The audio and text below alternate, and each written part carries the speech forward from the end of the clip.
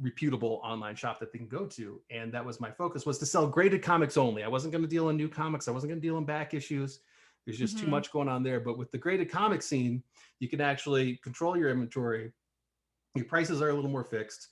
Sure, it takes a little bit of a longer time to acquire graded inventory if you're starting with just like raw comics and you send them out to be graded and you got to wait and you got to do all these other things. But at the same time, you also don't have customers saying that wasn't near mint. That was near mint minus. Exactly. How dare you, sir? Give me my money back, right?